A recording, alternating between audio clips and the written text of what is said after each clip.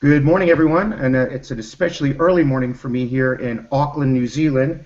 It's about 4 o'clock in the morning. Don't know what time it is where you are, but I'm very, very glad you took the time to join us. We've got a great lineup of experts to spend the next hour or so with you, giving you the best ideas we possibly can. So get a paper and pencil out. You're going to want to be taking lots of notes.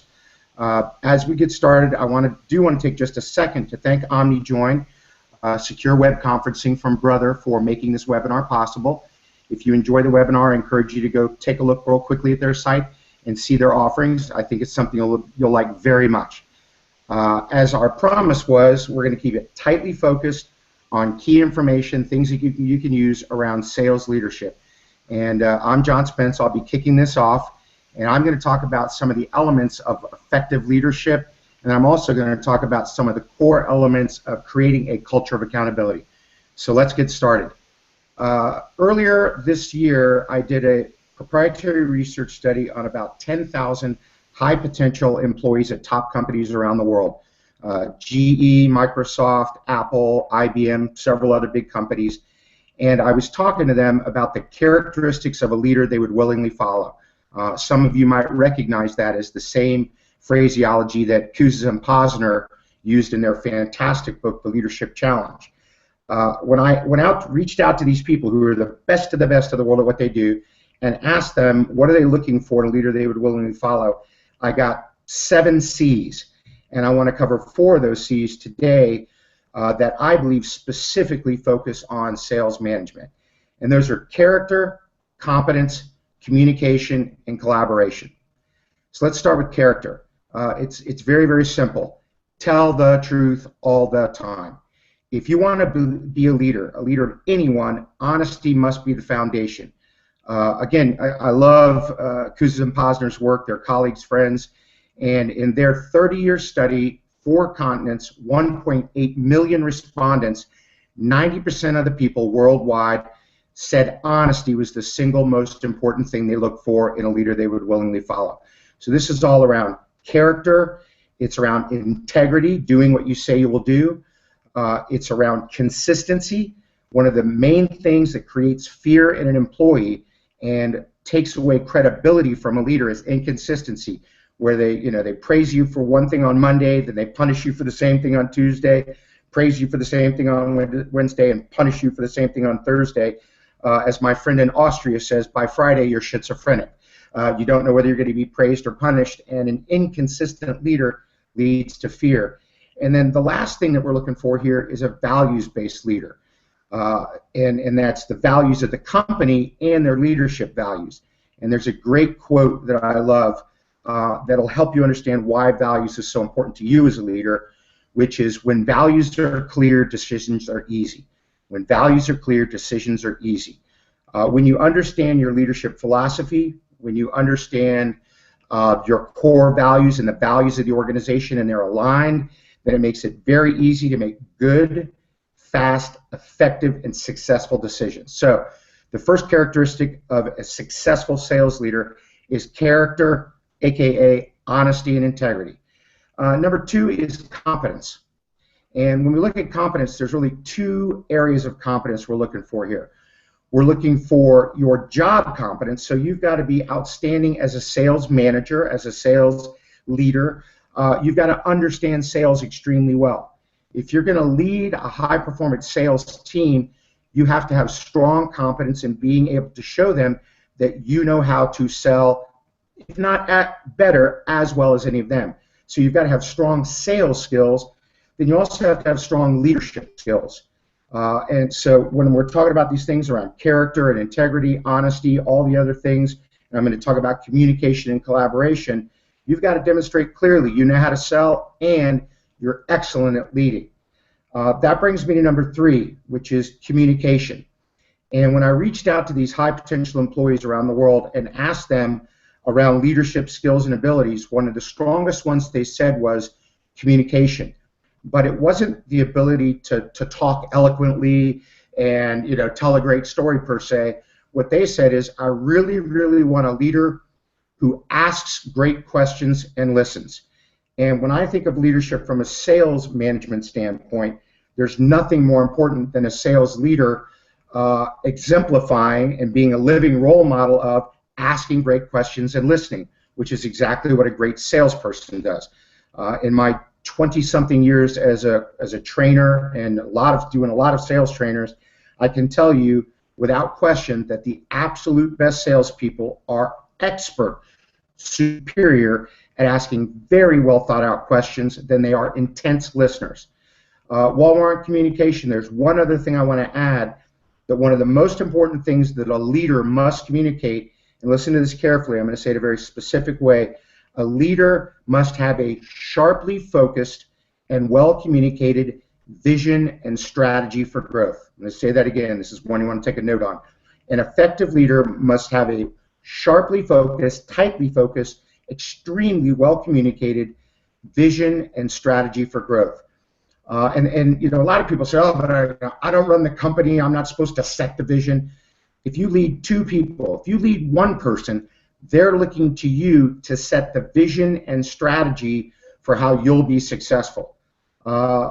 Give you a quick overview. When I look at Kouzes and Posner's work, and they found 6 or 7 key factors, basically what all of their research showed was, I want a leader who will tell me the truth, who has a clear idea where we're going, who has the skills to get us there successfully, is excited about going with me, and will treat me fairly and support me along the way. So communicating that vision and the focused strategy for growth is essential for being an effective sales leader. And then the last one is collaboration. And this one also came through loud and clear. When I talk to the best of the best employees, and these are what I call voluntary employees, they're so good at what they do that if they, you know, especially from a sales realm, they are such good salespeople that if they don't admire and respect their leader, and they don't feel like they're being treated fairly and being supported, and there isn't a clear vision, they will quit the job today at 9 a.m. and have a job by 9:30 at your competition. They can work anywhere they want to work. That's how good they are. And one of the key things they told me is, I want a leader who treats me as a partner and a peer. I understand they're my boss. I understand they can pull rank on me, but I want 90% of the time for them to roll up their sleeves, get in there, shoulder to shoulder, work with me, be on my team, be a partner, be a peer, and if every now and then they have to say, do it because I said so, I'm fine with that. So there's a lot of things I could talk about around leadership, but from a sales leadership standpoint, I think the 4 critical elements are having an extremely strong character with integrity and honesty, being highly competent not only in your sales skills but also in your leadership skills, being a superb communicator, which means asking great questions, listening, and communicating that clear, focused vision and strategy for growth, and last but not least, treating your team like a team, not a bunch of people you're directing. And trust me, with the millennials and Gen Z, command and control will not work. It's going to have to be collaboration, respect, mutual respect, and trust.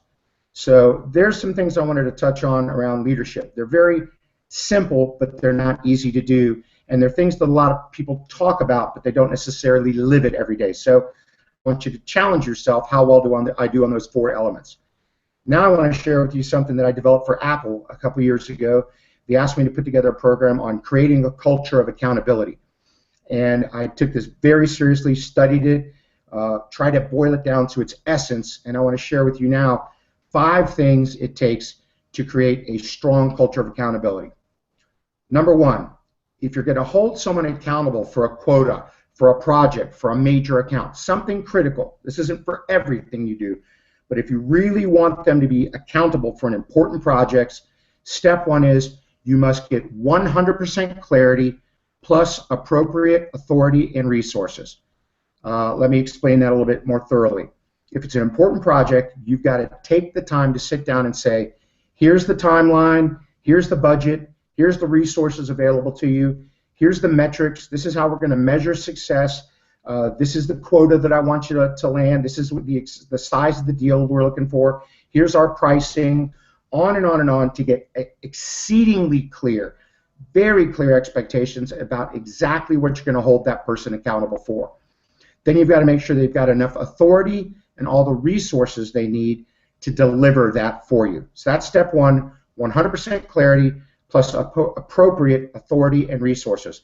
There's nothing more frustrating than giving a really talented person full accountability, but no authority or resources. That will frustrate them and you will lose them immediately. So 100% clarity plus appropriate authority and resources. Step number 2 then, big one, is 100% agreement.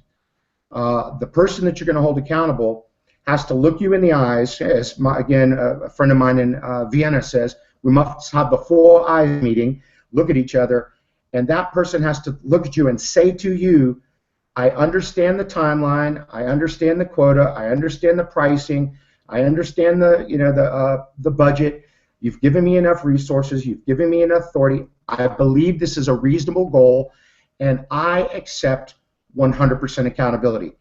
Until you have those first 2 things, 100% clarity and 100% agreement, you do not have accountability. I've been traveling 83 of the last 90 days I've been on the road, and 200 out of the last 250 days total, traveling all over the world. Amsterdam, Canada, I'm in New Zealand right now. I've had the chance to ask about 50 to 60,000 leaders, managers, small business owners on a scale of 1 to 10, with 10 being world-class and 1 being terrible, how many of you would rate yourself at a solid 9 or 10 on always getting 100% clarity plus appropriate authority and resources and 100% agreement on all of your most important projects? No one in the world has raised their hand. Actually, a guy in Australia did, and I went, you're lying. And he went, you're right. He put his hand down. But here's my point. Now that I've explained that, you can understand that without those first 2, you really don't have clarity around what is expected and if it is accepted. So then, step 3 is track and post. And for all sales leaders, this should be something very familiar to you. But let me put a couple ideas in here. You want to track and post the most critical information, the KPIs, key performance indicators. Couple rules around that. Just because you can track it doesn't mean you should. Just because it's hard to track and measure doesn't mean you get to skip it. And the 2 most important things about tracking and posting is, number 1, it has to be exceedingly clear to understand. You've got to be able to look at it, glance at it, and in just a couple of seconds know if you're okay. So the tracking has to be like green, yellow, red, or thumbs up, thumbs sideways, thumbs down, or a happy face, flat face, unhappy face. But anyone on your sales team can look at the tracking immediately and know, am I doing okay? Am I on quota? Am I meeting my goals? Which brings me to part number 2 of track and post, which is it's got to be everywhere, highly visible. Everybody needs to see it. Cut down all of the trees, no hiding. Now, when I explain this to a company, and I've got the entire sales force out there, what happens is about 10% of the salespeople love it. Why? Because they always meet quota. You know, they're standing next to the board going, green, green, green, here I am, you know, 3rd day of the month, 110% of quota. Those people are your stallions. They're awesome. They're going to go great. They love the tracking because it makes them look good. About 80%, roughly, of a typical sales force or a typical organization will freak out when I say this, and I'll tell you to handle that in a second. And then about 10% will fall down on the ground like a 2-year-old with a wet diaper and start crying and kicking and complaining, and that's the ones that you make available to industry because they've clearly just told you that they're mediocre, and the minute you start tracking them, everyone else will realize they're mediocre. So we've got the first 3 steps, 100% clarity plus appropriate authority and resources, 100% agreement, then track and post. Then comes the next one, which is coach, mentor, and train. This is how you handle the 80% of people in the middle that are freaked out, because most salespeople, especially salespeople, equate tracking with punishment. You're tracking me so you can yell at me. You're tracking me so you told me I missed my quota. You're tracking me so you can withhold bonus. What you want to do is switch that to tracking equals help.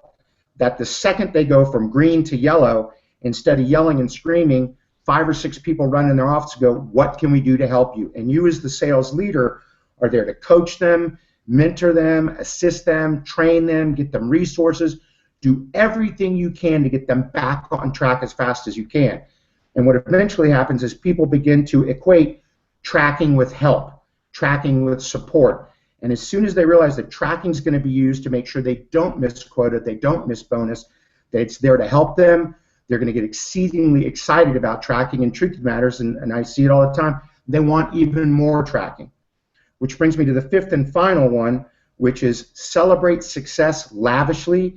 And of course, in the sales world, that means a bonus or a kicker or something like that. But it could be a Starbucks card, it could be dinner out with their partner, whatever it might be. But when someone makes and keeps a business promise, when someone accepts accountability and delivers the business results on time, according to quota and budget and everything else, then you need to make a positive example out of them in a way that's comfortable for them.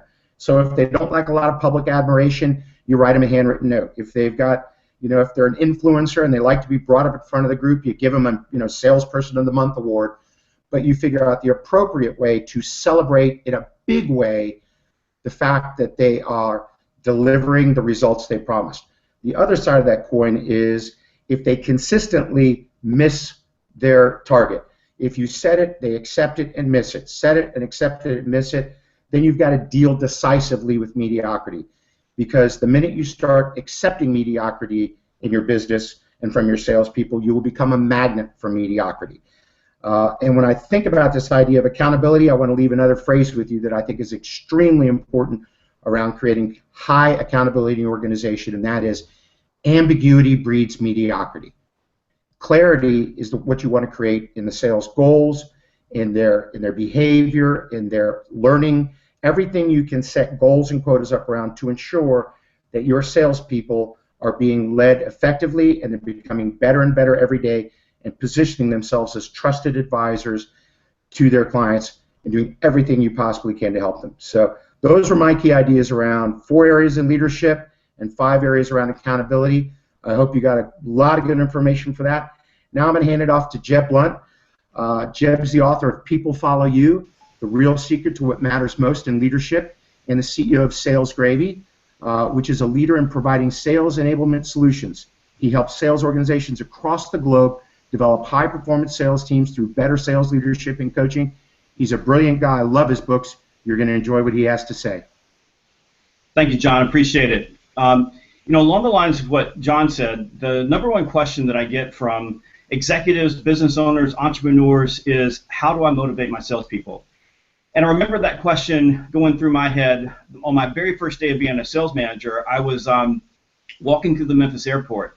I was relocating from another city, and I had flown in to meet my sales team. And on the way out of the airport, I stopped and I called my regional vice president, a guy named Clint, to say thank you for the opportunity, let him know that I was going to work really hard to fix things. And he immediately admonished me to not work hard but work fast, because the sales team was a disaster. It was the last place sales team in the country out of about 50 sales teams, and they turned over 3 or 4 sales managers before me, and it was a pretty desperate situation. And I, of course, had gotten the job because I was the #1 sales guy in the company the year before and threatened to quit. They didn't give me the job, so they gave me the armpit of the company. And before Clint hung up the phone, he said, now the one thing I want you to do as soon as you get there is you need to fire this guy named David. He's not motivated. He's terrible. So I said, hung the phone up and thought to myself, this is great. The first thing I get to do is go fire somebody. And then I looked down at the piece of paper in my hand that was telling me who was picking me up at the airport, and sure enough, it was this guy, David. So I walk outside, get in the car with him, and he immediately turns and shakes my hand and says, boss, and he still calls me boss today, he says, boss, I'm so happy you're here. We're all so happy you're here. Nobody here can sell like you, and I'm having a hard time selling big deals. Can you help me? And, of course, I didn't fire him because I'm a sucker for anybody who is coachable and trainable. So I started working with him, and it turned out that he was a fantastic sales guy. He really had the talent to do it. It was just that he didn't know how. Things had gotten so bad in this location that they had literally gone to the back dock, and they had been getting truck drivers to volunteer to go on the front line and sell stuff, and without giving them any information at all. And David was one of those folks.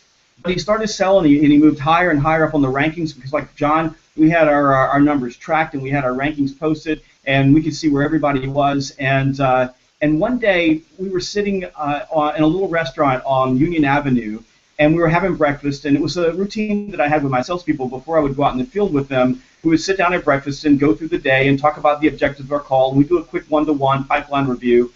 And you do this a lot. Pretty much people know what to expect, and so those meetings go fairly quick. And we had a little time left at breakfast to just chat. And so over our eggs and bacon, and we're in the South, we were having grits. I asked David a pretty simple question. I asked, what do you want? And he responded like a deer in headlights because, frankly, no one had ever asked David in his life what he wanted. Most people had told him what he was going to do. So I asked again, and I said, you're making money. You've got commissions coming in, bonuses coming in. What do you want to do with your life and your career?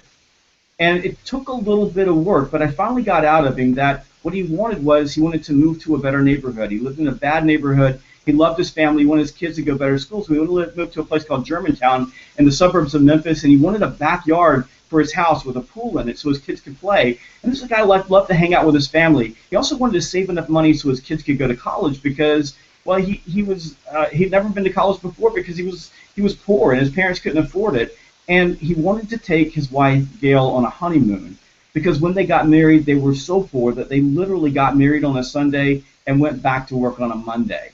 So we sat down and we wrote all those goals out and we got an idea of how much money he was going to need. And then what I call a goal sheet today, we simply took my numbers, my sales numbers, how many calls he had to make, how many proposals he had to do, how many deals he had to close, the size of the deals, the profitability of the deals, and we loaded all of that in, and we basically created a roadmap from his sales activity to achieving the goals that he wanted. And his numbers took off like a hockey stick. I mean, they went through the roof, and I got a clue real quick that this worked. And I sat down with my other 9 salespeople and did exactly the same thing. And I'll tell you that I will never in my life forget what it felt like sitting in his backyard and watching his kids playing in that swimming pool. It was an amazing experience. Well, things kind of worked out well for me there. We went from last place to first place in a year, and I ended up getting promoted and went out to our corporate office and to work for our senior vice president of sales and marketing. And a year or so later, I get this phone call, and it's David on the phone, and he's coming out, and he wants to get together and have dinner. So I said yes, and we went to a little sushi bar and sat down and had a little discussion about what was happening in Memphis. We gossiped, we talked about our families, and at the end of the dinner, he says, I want to tell you why I wanted to meet with you. And I said, sure. He goes, I just want to tell you thank you. He said, if it hadn't been for you helping me to find some direction in my life, I would not be as successful as I am today. I probably wouldn't even be here. And he goes, you remember that goal I had to take Gail on a honeymoon? And I said, sure. And he goes, well, we went, and it was awesome. He said, I took her to Paris, and as we were walking through the streets under the lights, he said, it was the first time in my life that I didn't feel guilty.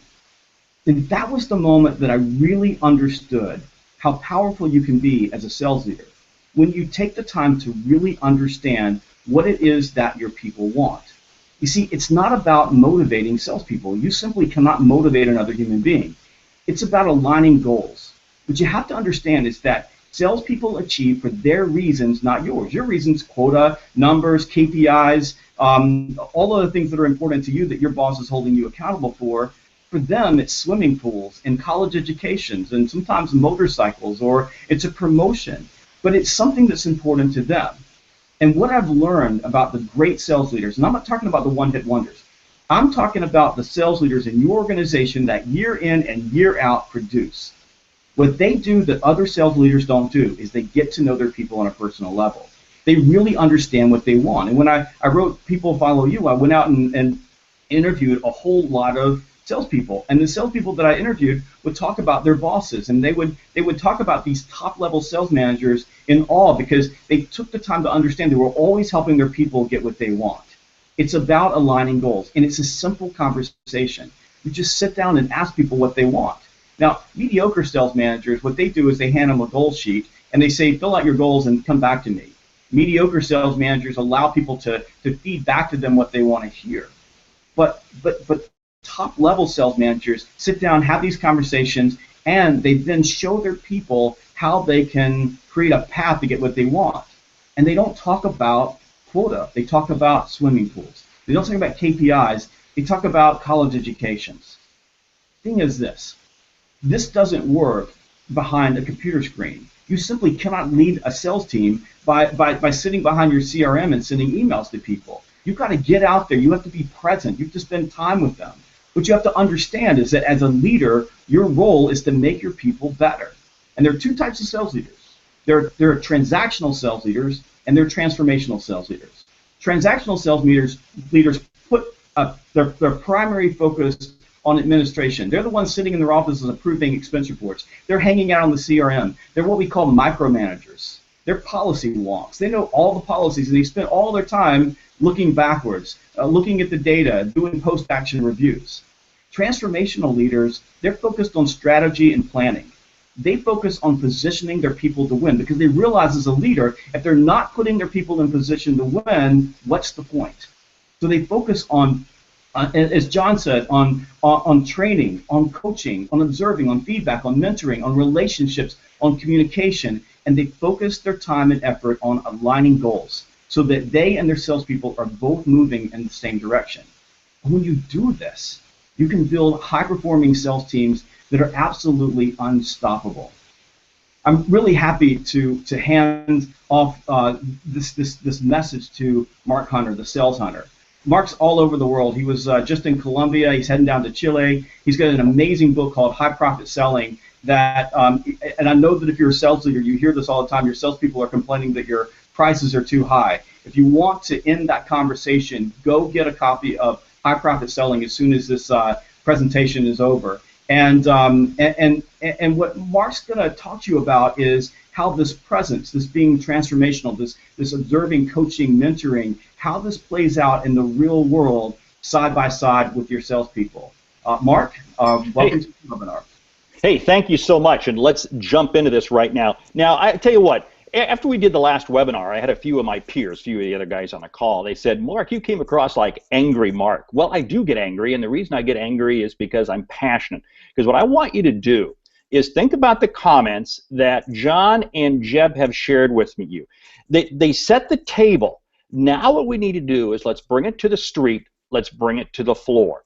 And you know, Jeb shared a great story about how he took that salesperson who really should have been terminated and turned him into an absolutely incredible performer. Now, why did he do that? Because he was focused on the outcome. So let's get into some of this as to what you as a sales leader can be doing right now, whether it be on the street, you're out with your salespeople, or you're on the floor. And let me do this by setting the table. In the last few weeks, I've had a chance to work with several different organizations. And one was very caught up in the paperwork. The paperwork's got to be right. If the reports aren't in, we can't do this. The paperwork's got to be there. And another one was caught up with, wow, it was beautiful. It was sexy. It was neat. We embrace every facet of Salesforce as the CRM. And Salesforce tells us what we should be doing, when we should be doing. Hey, I love tools, but unless they're used right, they're not going to happen. So let's talk about some of this. And John made a comment, and I want you to go back and think about this for a moment. John made a comment. Just because you can track it doesn't mean you should. Now think about that for a moment. Because what I want you to focus on is the fact that as a sales leader, every one of your people need to be led slightly differently. Now, what does this mean? Okay, let's get beyond coaching. Let's get beyond coaching and let's talk about really value added as a sales leader and what are some things that you can be doing. Well, it doesn't matter whether you're on the floor or in the street. You're asking people, hey, how'd that call go? We get all that. But let's really move the pendulum. I want to talk here for just a little bit about what I call the four-legged sales call. The four-legged sales call, it doesn't matter whether it be you're with the salesperson on the call or you're physically on the floor with them.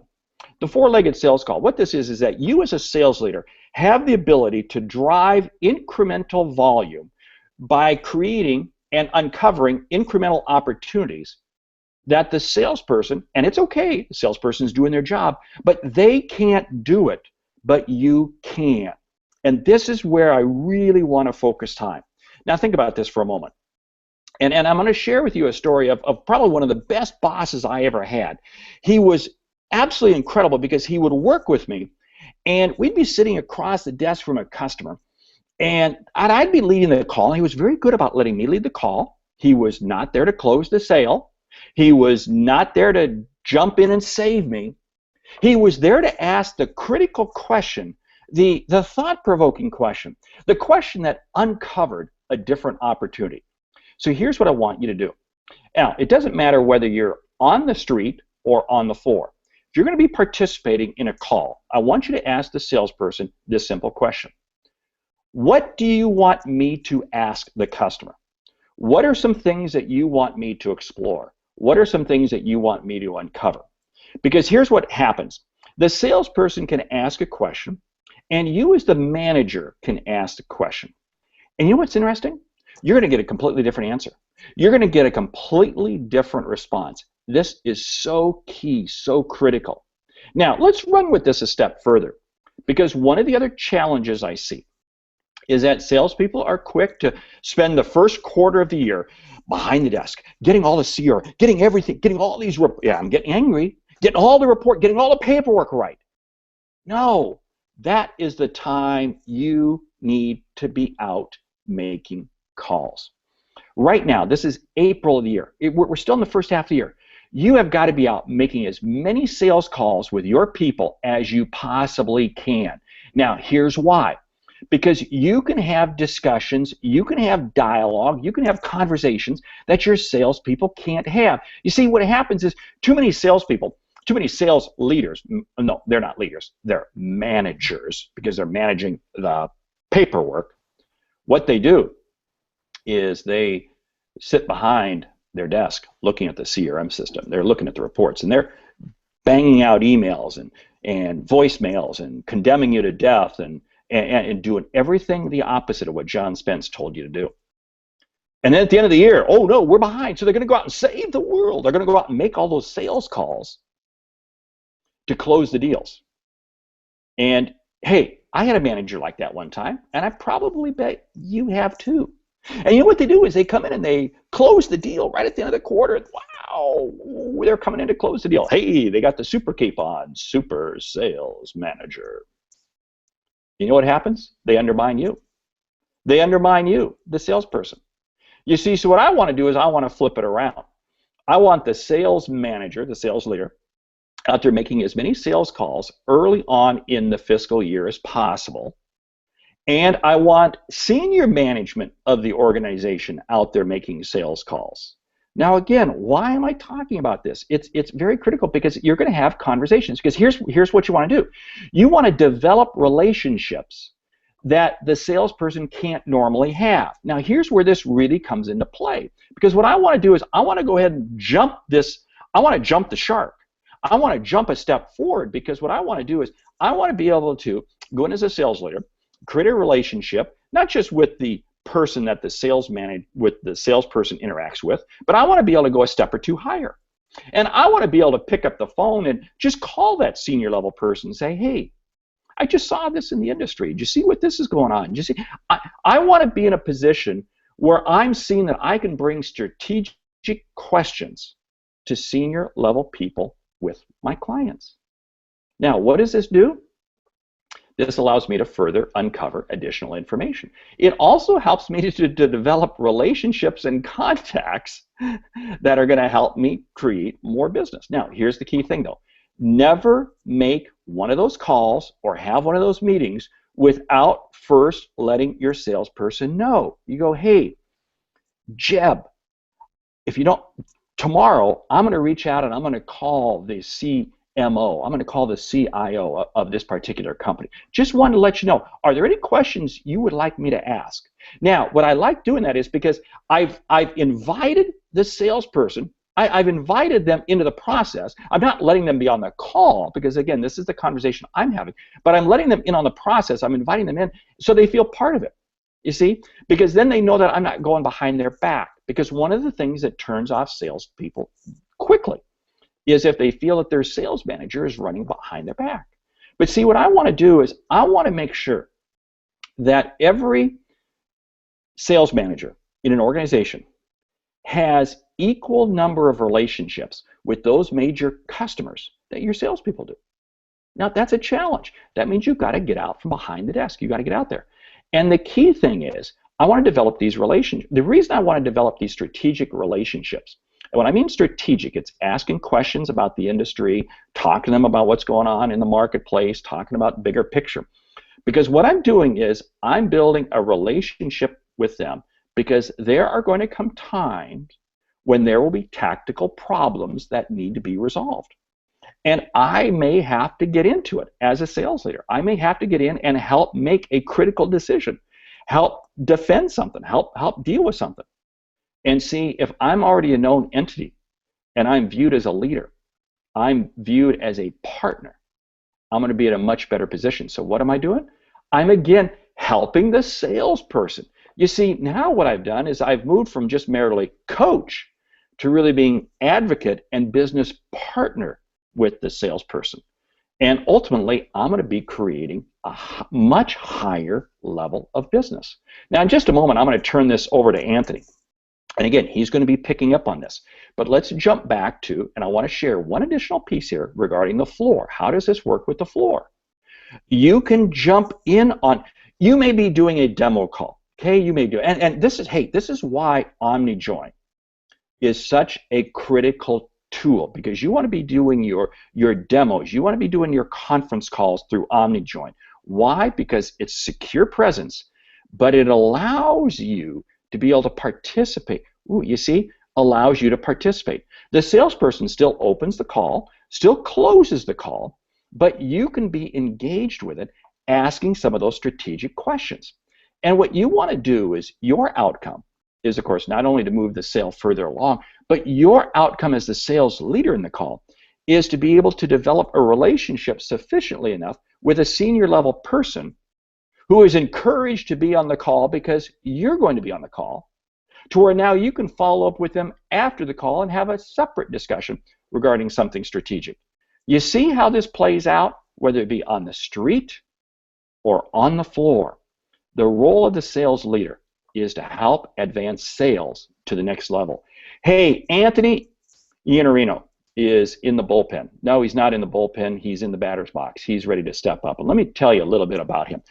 If you don't read the sales blog, you have got to get it, and you got to be reading it. He blogs 7 days a week. And you know what I like about him?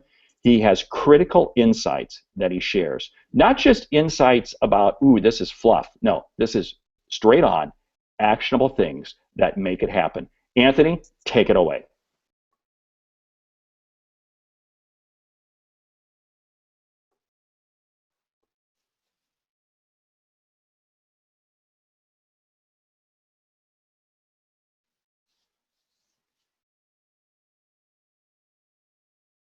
Anthony, are you there?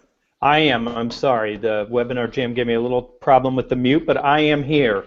And so far, this has been a wonderful presentation. We heard from John Spence, particularly what I saw, the notes coming through, everybody loves the accountability piece. And then we heard from Jeb, who told a great story about teaching someone to sell and being that true leader and driving revenue growth that way. And then Mark's telling you, get out there and get in front of this and be with your team, and don't just wait until the end of a quarter or the end of the year to start trying to meet with customers.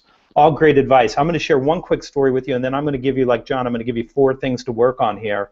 I've got some notes because I don't want to miss anything, but let me just start by telling you, I've had a number of clients who have told me that they have a middle of the funnel problem. So they always say, oh, it's something in the process, and we're challenged here, and our people need help with this thing or that.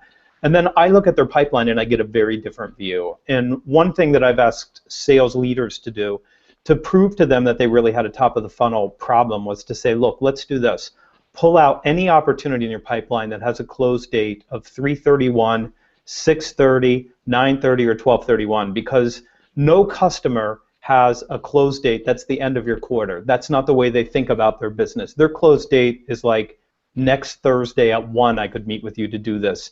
Or we wouldn't be able to do that until the second week of the next quarter because we have this thing going on or that thing going on. When we pull those out, you find out that a lot of opportunities aren't real, and you shouldn't be as confident in your pipeline if you're trying to grow your revenue as you might think you are. If that doesn't work, what I like to do is take at the average time and stage for every deal. So you look at how long was a one deal in discovery. Let's just say it's a long, complex sale. Let's give it 30 days. Pull out everything over 60 days. So double the normal time and stage. If it's normally in the acquisition or negotiation stage for 15 days, make it 30, whatever number you want. Pull them all out, and you're going to find out that your pipeline is not what you think it is, and you need more opportunities. And most sales organizations don't grow because they're starved for new opportunities.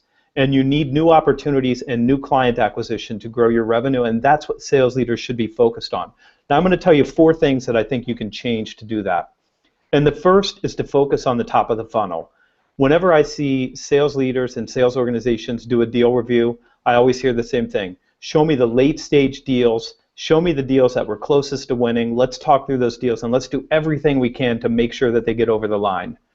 The challenge with that is that all the problems that have occurred leading up to that point still exist. So if we skipped over stages, if we didn't create value, if we're not really focused on a compelling reason for that customer to change, then we're focused on the wrong end of the pipe. And I think the balance would be to focus on all ends, but you focus on the top because what you need is opportunity acquisition and client acquisition. So here's a couple metrics I'm going to give you that you should look at if you're trying to grow your revenue and if you want massive revenue growth. So the first is, how many new prospects moved into the funnel from qualified to discovery? And I want to see that number every single week. I want to know how many clients or prospects did you move from qualified to discovery.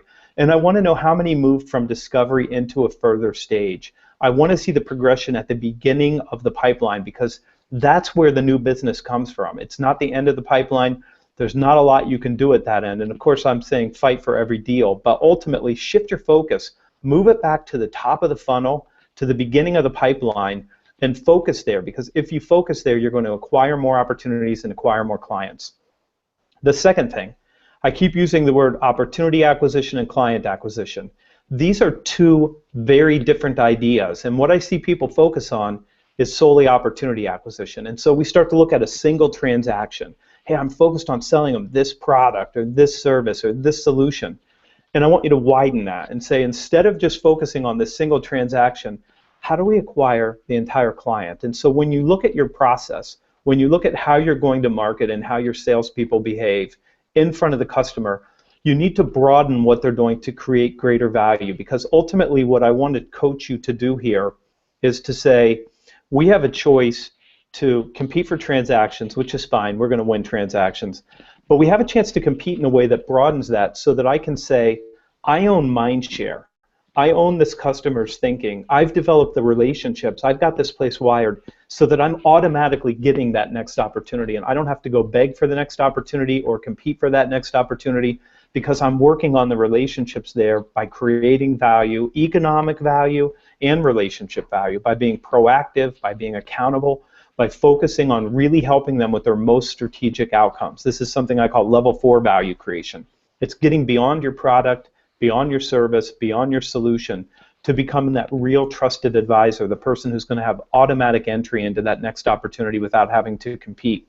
So here's what I would tell you. If you want to focus on client acquisition, start reviewing the new opportunities as early in the process as possible. And let me hook on to what Mark said.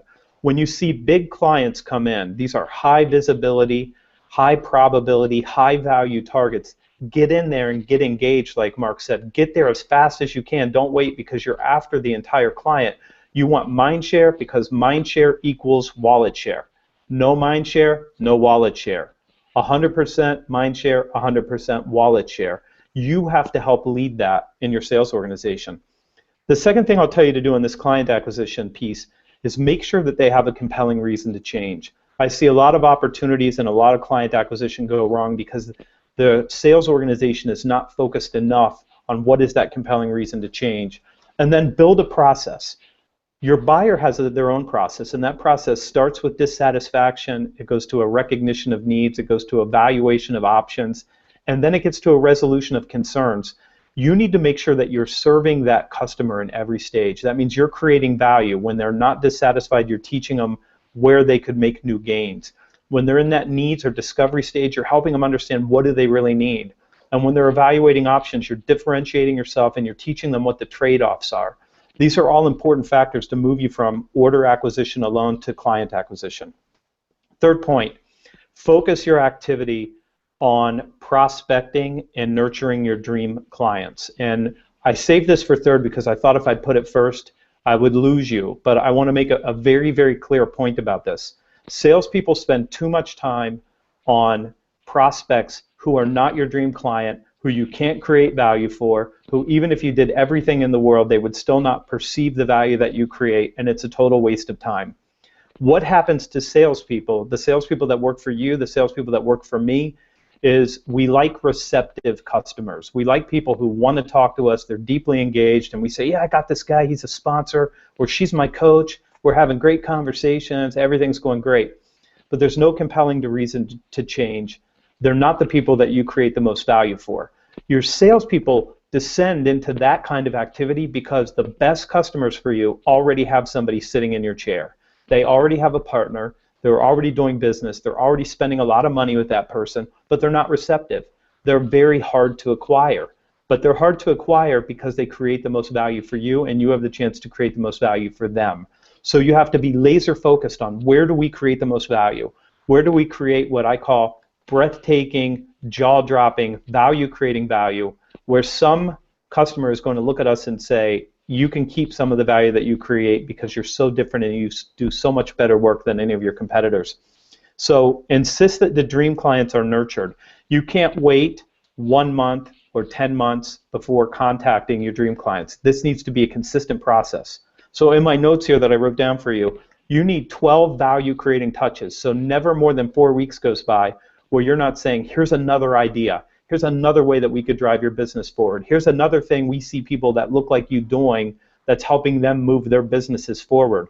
You need to look like a value creator, and you need to be known. And that doesn't happen if 12 months or 24 months goes by in between calls. And let me get you to my last point here. If you're going to grow your business, you're going to have to help your salespeople with the biggest challenge they have, and that challenge is latent dissatisfaction. That means your customers don't know what they should be unhappy about. They don't know what they should be dissatisfied about. They're doing pretty well. And I see this every day with customers who think, well, we're doing better than we did last year. We're making money. Things are good. But when we look at them through our lens, we see a customer with a giant gap, a better performance that they could have if they would take some of the advice that we have to offer them. The challenge that you have is that salespeople don't understand that the first job is why change? How do we develop that latent dissatisfaction? How do we get the customer to perceive that gap so that we can create the opportunity and establish ourselves as value creators? So let me give you just a couple points on this. What are the challenges your clients face that you solve in some unique way? This is where the dissatisfaction lives. What should they be unhappy about that they haven't yet recognized or that they don't believe can be better? Maybe the status quo is like a warm bath and they're nice and comfortable. Nobody wants to be upset. Nobody wants to go through the change effort. But pushing them into that change is what establishes you as a trusted advisor and a value creator. Where are there opportunities to improve? And then how do you help them develop consensus around that? Because ultimately what has to happen is there has to be consensus built around this idea of change. And that's where you're going to create new opportunities. That's where you're going to create client acquisition opportunities. And that's what's going to massively drive your revenue. So those are my 4 points. Now, let me pass this over, and I'm going to put him up on the screen right now. My friend, Miles Austin, and he's going to explain to you what your team needs from you. And this guy, he's got his glasses on, he looks great, he's tech support for all of us on this call. And everybody, the last time we did this, all I got were notes like, tell Miles I want his cheat sheet with all his tools. So with no further ado, here's Miles Austin. Thanks, Anthony, and I'm glad to be with all of you guys. Look, I hope, I know my goal through this and my piece today, and I think all of our presenters, one of our primary objectives is to challenge you to the core. We want to get you a little bit uncomfortable. We want to get you to a point when you're thinking, boy, I really need to reconsider, or maybe consider for the first time what's going on. So let me ask you this question. Do you want to know one of the key things that your sales team needs from you as their sales leader? Do you want to know what you can do to energize every portion of their sales effort? They want you and they need you to take the lead in embracing and introducing tech and tools into your organization. They need you to step up and set the expectations high, to organize, to fund, to support the introduction of sales tools into every area of your effort. Your team needs you as their leader to step up and lead this process. Too many times a sales leader is above the tools, too busy to engage in the conversations about what can be done. I believe that's a bad idea. Too many sales organizations are in a reactive mode when it comes to tools, with highly fragmented approaches for dealing with new types of selling challenges, and this usually happens because sales leadership is not out in front of the technology. The boots on the street believe that they need to become capable users of social and selling tools and technologies to get back to achieving the results that you're expecting from them. Recruiters are telling us that one of the key attractions when recruiting new sales talent is the availability and support for sales tools. The inverse is also true. One of the frequent reasons given when a salesperson leaves a company was the lack of support and tools required in order to compete. As a sales leader, you need to get plugged into the tech. Now, I'm not suggesting that you go start writing code and building apps. What I am encouraging you to do is to learn about the key trends and the directions happening in this space.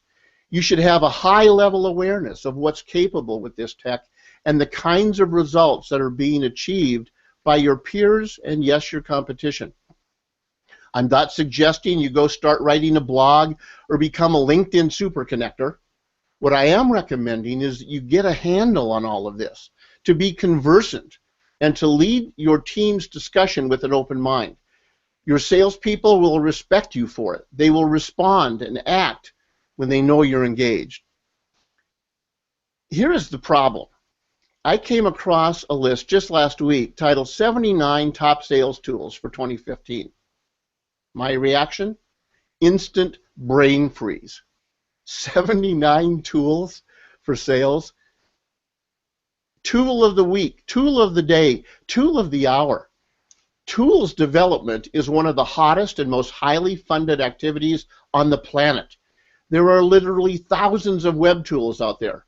I personally currently have the largest backlog of tools to review of my career at Fill the Funnel, with over 114 of them having come in since January 1st.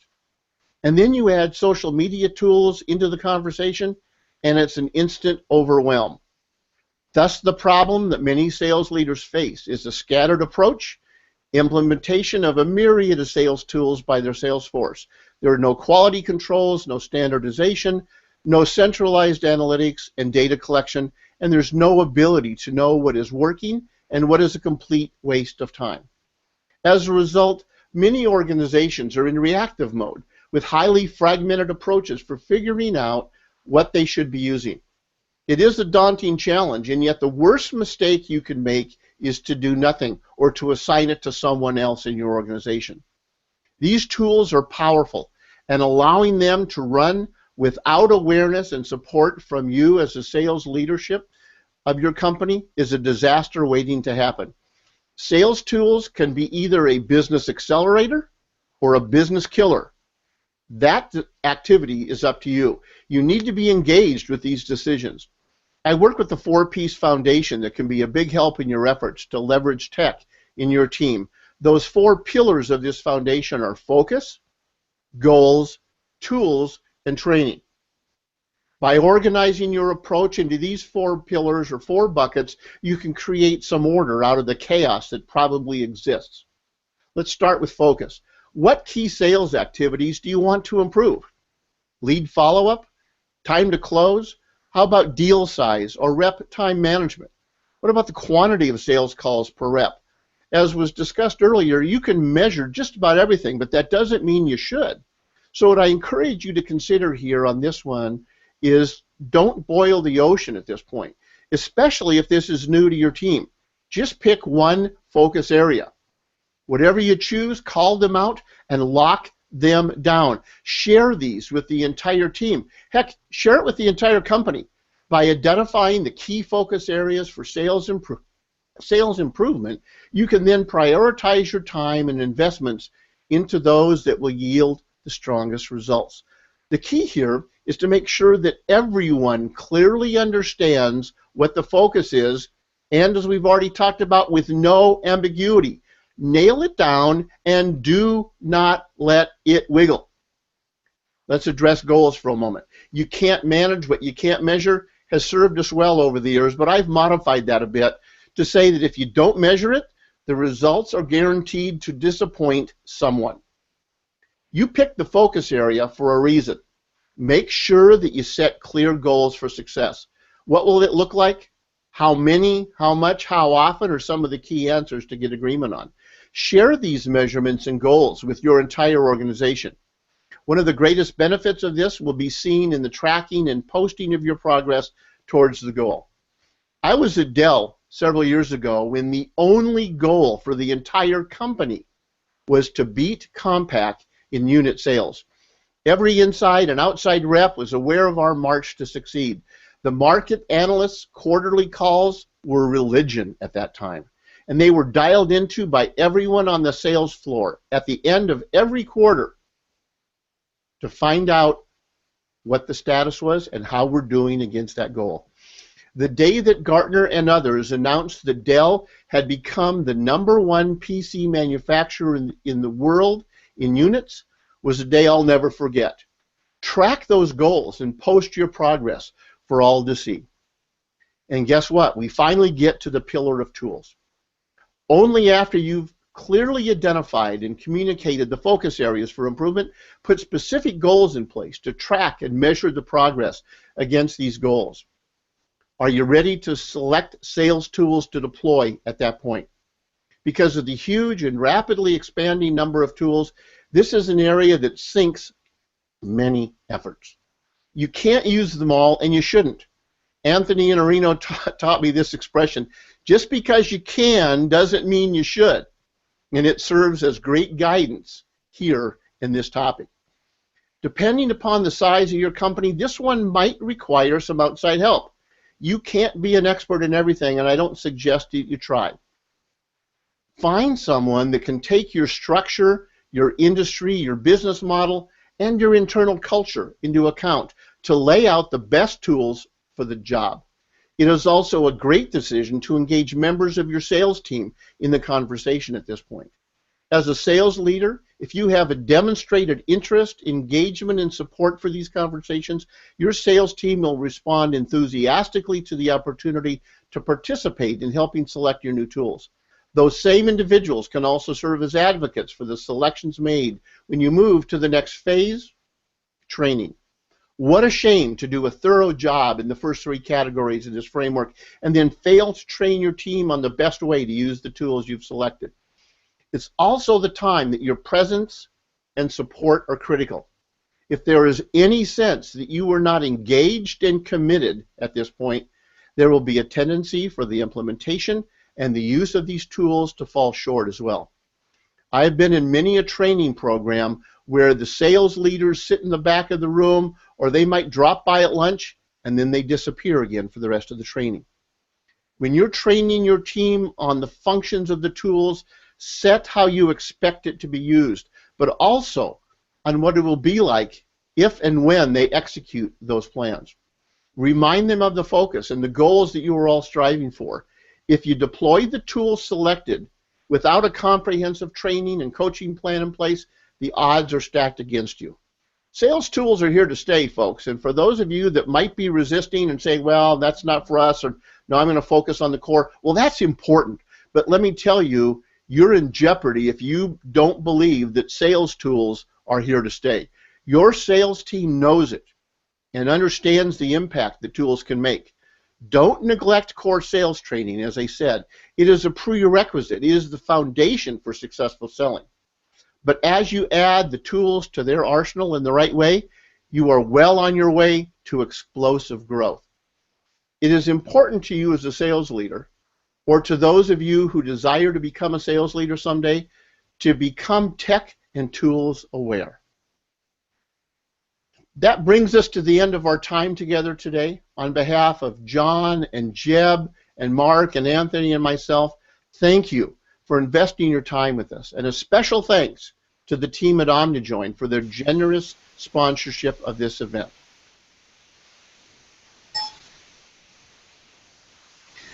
I also want to thank to OmniJoin and just take a second to talk to you about OmniJoin. We are blessed to have a sponsor that makes something like this possible. And OmniJoin from Brother has done that. And here's what I want you to think about the next time you're on a demo or you're on a webinar.